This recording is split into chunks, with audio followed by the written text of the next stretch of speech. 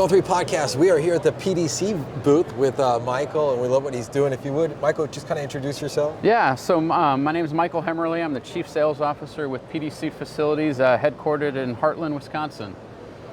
And we're down here at RSNA 2021, showcasing one of our brand new products that complements our entire product portfolio. Yeah, I imagine it's an industry that's grown quite a bit in the past year for obvious reasons, right? Obviously. The necessity for it. Yeah, so what's kind of unique about this product is obviously we're the industry leaders in MR technology. Started with RF shielding, got into patient experience, and when you think about doing things that are for the patient, the next best thing in the pandemic we're in is creating a new product that actually will sanitize those systems. So we actually came out with the first UVC sanitization system in the industry that actually is MR safe and can actually go into an MR bore. And what we're finding is not only are our customers using it for MR, but they're actually using it for CT, for nuke med, for PET, all the other modalities as well. Yeah. I imagine if you're able to use it in an MRI environment that you could probably translate that to others as well. 100%. If it works in MR, it works in all the others. So that's why we always start with MR with all of our products, and then we kind of branch it out into the other modalities as well as oncology and other places within the hospital. Well, in MRI, we know that downtime in between patients costs money, right? So how much time does it take for this product to? Yeah, so from the time a MR technologist rolls it into the room, puts this on the MR table, puts the table in the bore and runs a sanitization cycle, they can be in and out of the room in about less than 5 minutes. Oh, very cool.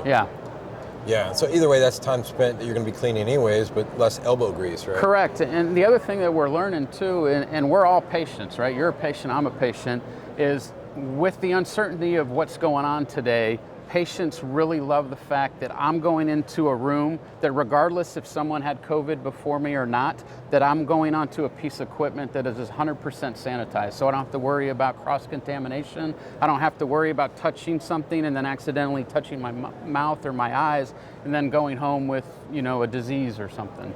And that's what we're all about, MRI, right? Relieving anxiety. And this 100%. is kind of a whole new element of anxiety that we're not used to seeing. Absolutely. We see the whole claustrophobia thing, but there's also issues with people post-COVID. They're afraid to come into these facilities. They're afraid of what they can and can't touch, and anything that we can do to reassure them, right? Yeah, 100%. And that's our philosophy at PDC, is to put the patient first. So everything from sanitizing the equipment they're going to lay on to actually experiencing distractions like videos and music and lighting, which has been our forefront for the last several years. We're now just kind of piecing it all together and giving the complete patient solution for MR. Very cool. Yep. Well, let's see that if you were to kind of in practice, let's simulate whether or not pretend this is the table to the bore. Okay. So yeah, I would basically roll this into the room, and then there's two pieces that actually go onto the MR table. So piece one and piece two. And the nice thing is the weight of these are actually the weight of, imagine like a heavier coil, right? So a lot of people will ask me, Michael, how much do each of these weigh? So 14 pounds and less than 20 pounds. And again, if they're used to lifting heavier coils, that's not a big deal for them. You connect it here, and then after you connect it, you would basically plug in the power connector here on the side. And then once that's done, you would enable the system with a very quick turn of a key. What it'll do is it'll initialize the software. At that point in time, the technologist is going to leave the room after they put this into the bore. So that software initializes about 30 to 40 seconds, gives them time to walk out of the room, and then the UVC LED technology will start. That sanitization process will be about 2.5 minutes. It'll shut off and tell you right here with these indicator lights that's on the front that it's done. You'll come back in and just repeat the process and walk out of the room. So again, the whole process done in less than 5 minutes. We've had it tested by multiple people that have never even seen our system before. And we try to make it as easy as possible with the least amount of buttons to touch and interact with our system. And anybody who knows has kids that do chores, there's human error when it comes to cleaning, right? So this is pretty thorough, more so that if one of the techs went in and were to clean it themselves. Yeah, so this is, in a lot of our research, there's white papers out there that actually are saying that in hospitals that surfaces and things that should be getting completely sanitized are only getting sanitized about 35 to 40% of the time. which is actually frightening for all of us. But there is human error, just like you said. You asked your kid to go do something, and then you walk into their room, and instead of it being clean, everything's under the bed, right? I did clean, Dad. Yeah, I got it clean, right? My daughter's notorious for that. But yeah, so this takes all of the guesswork out of it, and then once you clean a bore or a table with our system, you know that 99.9% of all pathogens have been, we'll say, killed or annihilated. The other nice thing too, which makes this system from a monetary standpoint worth it for a hospital, is hospital-acquired infections can cost the hospital up to $45,000 per incident, sometimes more. But you can imagine just one incident will more than pay for this system. So there's definitely a huge return on investment so that you have a peace of mind and don't have hospital-acquired infections. And one thing I noticed about is the size, right? So it's size so it can accommodate bores of different sizes. Correct. So the way we designed it is so that some of the longer bore systems, we can actually sanitize the entire bore. So most systems today, you're looking at about 145 centimeter. I could always put my arm around a bore, so a lot of them are somewhere between 130 to 150 centimeters. And so we've designed this to accommodate all of those MR bores. We can do 60 centimeter bores as well as 70 centimeter bores, so the non-wide bore and the wide bore MR systems. And then as we talked about before, we can also transition into things like CT, right? So although it's designed for MR, a lot of our hospitals are using it for other modalities, as we talked about before. I'm sold. Yeah. Pays for itself, like you said, Michael. Thank you. No, I appreciate it. Is there anything maybe we haven't covered you think maybe we should? No, I just think for anybody listening or watching, we all try to keep patients first. So yeah. That's what we're trying to do, and that's our mission at PDC, and hopefully we can help you do that out in the market. You're getting in at a good time for sure. Absolutely. Alrighty, well this is Michael, PDC, and I am Robert Reggie from Zone 3. Thank you for tuning in.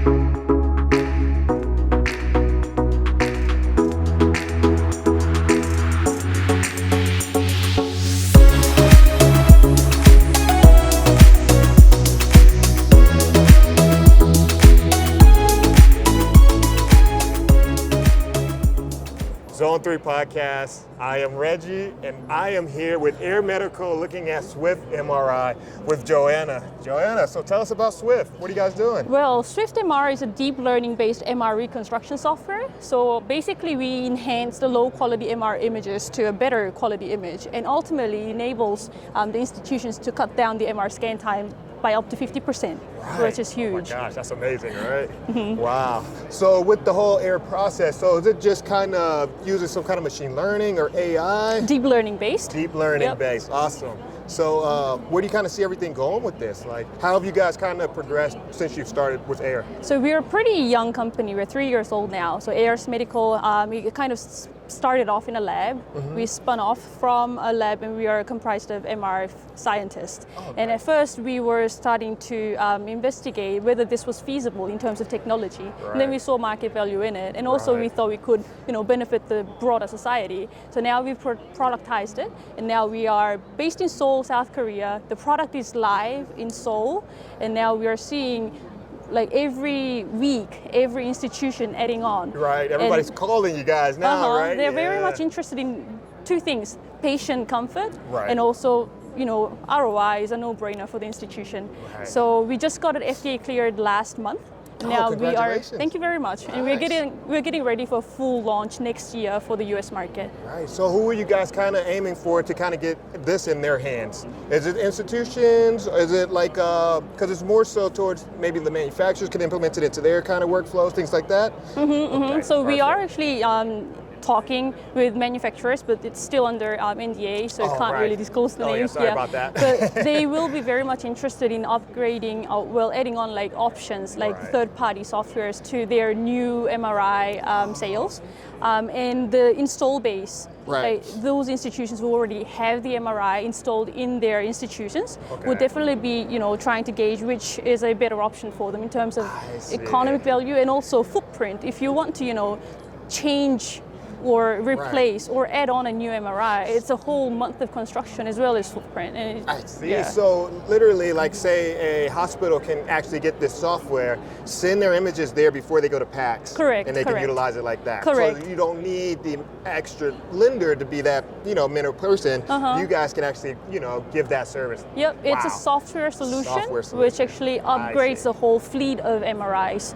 It's vendor neutral, so Siemens, GE, Philips, whichever. It works on DICOM, which is Right. the common platform. Yeah. So whichever vendor model you have, it doesn't matter. Doesn't matter. Well, hey, if you want your pictures to look pretty, call Swift. Right? Because this is where it's going. So, hey, let's get on that train. This is Zone 3 Podcast. Joanna, thank you so much. Thank you. I love what you guys are doing. And thank you.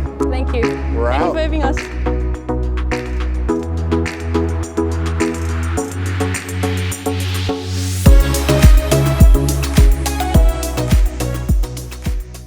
Zone 3 Podcast. We're here with Thomas, LMT Medical Systems. If you would, just kind of tell us about your product and RSNA this year for you. Sure.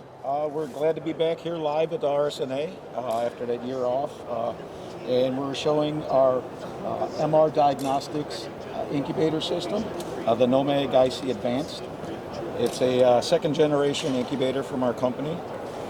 And what we offer and what we're able to do with this is provide a protective environment during the transport and scan of a neonate with this transport incubator. So what we're able to do is go up to the NICU, where that NICU patient is taken from their incubator, placed into ours, and depending on what examination is going to be done, the MR coils are put in place. We're showing here our 18-channel or 16-channel head coil for neonates. Sized optimally for neonates. You can see how tight we get to the anatomy with this. So I imagine you get pretty good signal with that. Good images. Yes, very good signal with this because we're in so tight with it. And that's what we're focused on. We're focused on the smaller end of the neonate scale. The smallest baby that we had in was 500 grams. And my personal experience, the youngest was 4 hours old.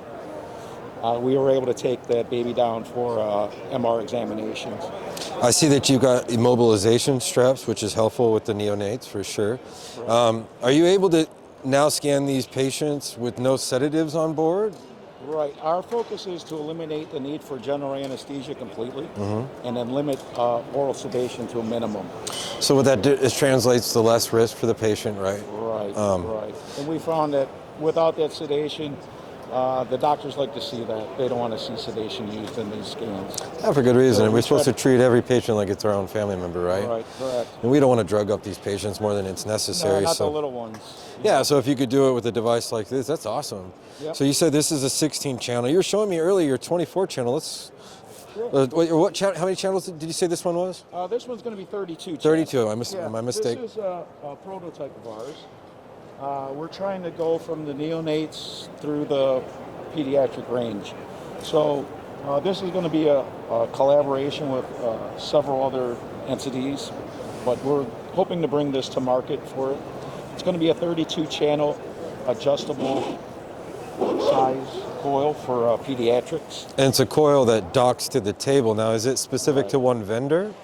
This prototype is limited to one vendor. And I don't want to get into too many details because it is still a prototype. Yep, understand. But we're looking at all the vendors for this. Okay, and this one here that we mentioned before, this one is?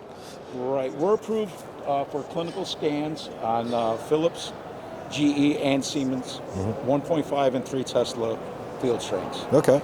So we cover the whole gamut of the big MR players. I bet you're getting great testimony from parents, right? From techs out there, and obviously from doctors, because at the end of the day, it's all about patient quality, patient experience, image quality, but also at the same time, keeping in mind MRI safety. So. Correct. Very cool. Correct. Obviously, all these things are conditional for an MRI environment. Right. Yeah. With this, everything you see here is safe to go bedside to a 3 Tesla magnet. Yeah, very cool. Very cool. And like I said, with it being a transport incubator, we control the temperature and humidity. And then bedside in the magnet room, the incubator itself is picked up and then placed onto the patient table. So in theory, you could create an environment that's so calming that maybe the patient wouldn't even wake up. Right. There There are you go. studies that have used our incubator for non-sedated MR. They found if at all possible a heavy feeding right before the scan, the baby drifts asleep naturally. I do too as well. I do too, yeah. You're full, you're swaddled, Yeah, you're in a warm environment, and you go for a ride. yeah. Sounds pretty So we inviting to try me. From that point, we try to eliminate the noise from the magnet with different noise reduction positioning pads. So, Well, we love seeing people come out with new innovative products for the MRI environment. I mean, we're MRI in tech, so we're a little bit biased, but Oh. we love what you're doing. As a father, I love what you're doing. Thank you, appreciate Thank it. you. Tommy, this was nice meeting thank you. man. Appreciate it. This is Zone 3.